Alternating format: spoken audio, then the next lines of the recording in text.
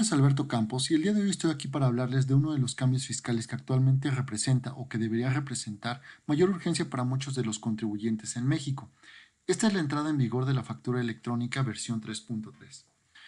De acuerdo al SAT, actualmente solo el 40% de los contribuyentes han migrado a este nuevo esquema, lo cual representa un riesgo, toda vez que el uso obligatorio de esta nueva versión es a partir del próximo 1 de diciembre.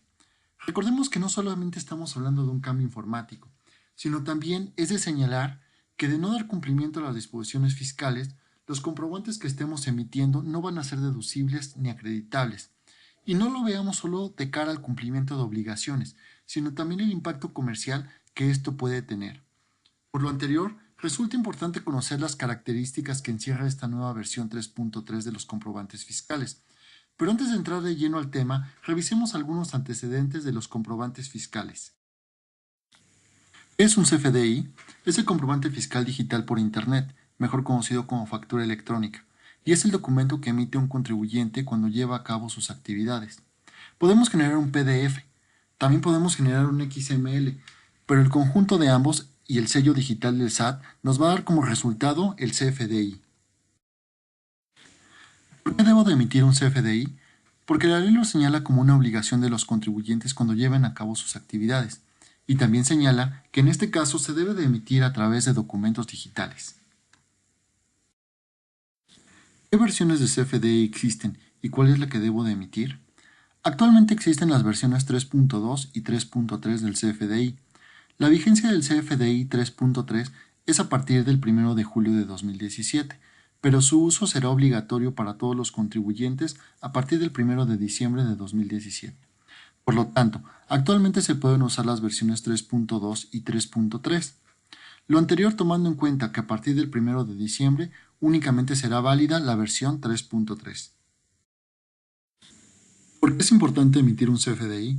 Recordemos que la importancia de emitir un CFDI que cumpla con las características señaladas por la autoridad fiscal es que se pueda deducir y los impuestos se puedan acreditar, que nos ayude a una comprobación correcta de las operaciones que llevamos a cabo, que nos permita tener una correcta administración de nuestro negocio y operaciones, pero más importante aún, que el primer requerimiento que vamos a recibir no es el de la autoridad, es el de nuestros clientes, nuestros socios comerciales, por lo que de no cumplir con estas disposiciones podemos sufrir consecuencias en nuestro negocio. Por otro lado, si lo vemos desde el punto de vista del cumplimiento legal, como se muestra en la gráfica, el CFDI es el punto de partida del motor tributario actual, ya que de este se detonan diferentes herramientas de la autoridad. Ya con este antecedente podemos entrar de lleno a las características básicas y cambios que hay que considerar para el CFDI 3.3. Una de las novedades que vamos a encontrar en esta nueva versión es que para diversos campos vamos a utilizar claves. Para esto, el SAT ha emitido diversos comunicados en su página de Internet, catálogos de claves, guías de llenado y el anexo 20, que es el documento que contiene las características tecnológicas que se requieren para emitir el CFDI 3.3. Partiendo de esto, ahora les voy a presentar los 10 puntos básicos que se deben considerar para emitir el CFDI 3.3. Punto número 1. Debemos realizar la captura de los RFC del emisor y del receptor, y les recomiendo hacer una validación de que no se encuentren en la lista de contribuyentes incumplidos emitida por el SAT. Punto número 2. Se debe incorporar la fecha, hora, minuto y segundo de la emisión, así como el código postal correspondiente al domicilio fiscal del contribuyente, de acuerdo a los contenidos en el catálogo de códigos postales. De lo anterior se desprende que ya no sea obligatorio todo el detalle relacionado con la calle, número, colonia, municipio y país, a menos de que se trate del domicilio de una sucursal. Punto número 3. En este mismo esquema, otro cambio es el que se relaciona con el tipo de comprobante. Aquí vamos a tener 5 clasificaciones, y dependiendo de la operación que respalde el CFDI, tendremos que utilizar alguno de los siguientes. El primero es de ingreso, el segundo de egreso, que se refiere a descuentos, bonificaciones y notas de crédito. El tercero es de traslado, que se utiliza en transportación. El cuarto es de nómina y el quinto de pago, que es el CFDI por pagos recibidos. Adicionalmente, dependiendo de la identificación que utilicemos en este campo, se deberá tener un efecto en los campos condiciones de pago, descuento, impuestos, forma de pago y método de pago. Esto es muy importante, ya que cuando se lleva a cabo el desarrollo informático, se deberán incluir todas las validaciones para que se activen los campos de manera automática para cada caso. Esto significa tener un sistema dinámico de emisión de comprobantes. Punto número 4. Continuando con la implementación de claves, tenemos la que se refiere al método de pago, y aquí tenemos dos cambios. El primero es que en la versión 3.2 este campo se utilizaba para indicar si el pago se recibía en efectivo, transferencia, cheque y todos los demás que ya conocemos. Ahora ya no.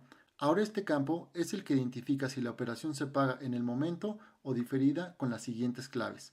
La primera es PUE, que es pago en una sola exhibición, y se utiliza en el caso de las operaciones que se paguen en una sola exhibición y en el momento en que se están llevando a cabo.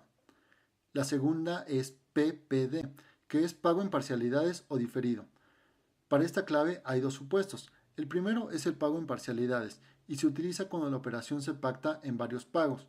El segundo caso es cuando el pago es diferido y se utiliza cuando el pago no se recibe en el momento en el que se realiza la operación. Punto número 5. Otra estandarización la tenemos en el campo moneda. En este caso, se debe incluir la clave de la moneda en la cual se pacta la operación. En el caso de peso mexicano es MXN.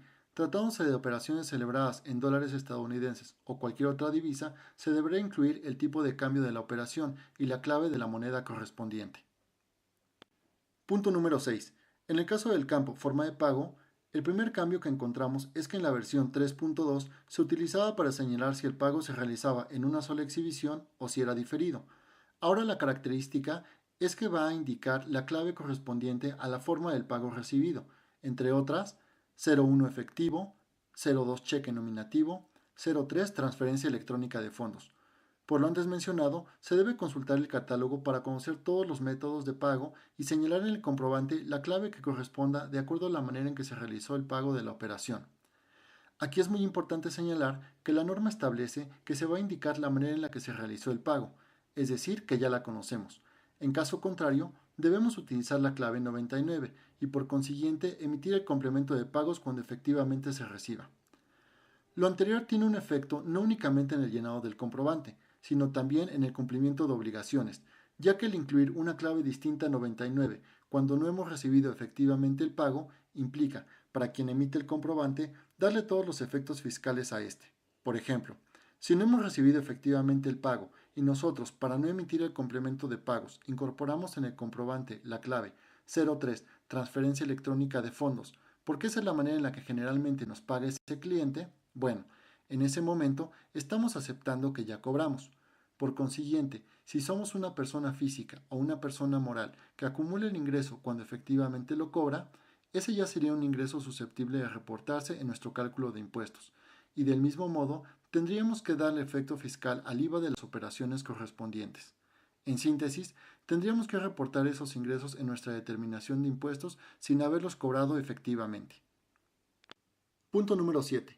De los cambios más representativos son los que se refieren a la clave del producto o servicio y la clave de unidad. Esto es debido a que los contribuyentes deben de analizar un listado de más de 52.000 claves hablando de productos y servicios, y más de 1.700 en el caso de claves de unidad. Esto para poder equipararlas con sus actividades y productos, y así incorporarlas de manera correcta a los comprobantes. Pese a que la autoridad ha dado a conocer su postura al respecto y ha señalado que no se impondrán multas a los contribuyentes que utilicen una clave que se asemeje al de su actividad cuando no logren ubicarla dentro del catálogo de productos y servicios, es recomendable tomarse el tiempo para buscar la clasificación adecuada, ya que también la autoridad se ha pronunciado en el sentido de que cuando se utilice una clave errónea, el comprobante se deberá reexpedir. Punto número 8. Otra innovación se relaciona con el campo uso del CFDI. En este caso, se debe señalar la clave que se relaciona con el uso que le va a dar el receptor al CFDI. Para este campo, las claves se dividen en 22 y en tres grandes grupos: gastos, deducciones e inversiones. En este caso, también tenemos la clave por definir, y esta va de la mano con el complemento de recepción de pagos. Punto número 9. Otro rubro al que también se le asignaron claves son a los impuestos que se reflejan en el CFDI. En este caso, se han implementado tres catálogos, cuyas claves son: 1. Impuesto que se desglosa. En este caso tenemos ISR, IVA e IEPS. El segundo, tasa o cuota, que lo encontramos en porcentaje. El tercero es factor y aquí encontramos tasa, cuota o si es exento. Punto número 10. Por último, es de comentar que los FDI, como parte de sus elementos de validación, deben contener los sellos digitales, cadenas y código bidimensional. Si tienes dudas para la emisión de tus facturas, contáctanos.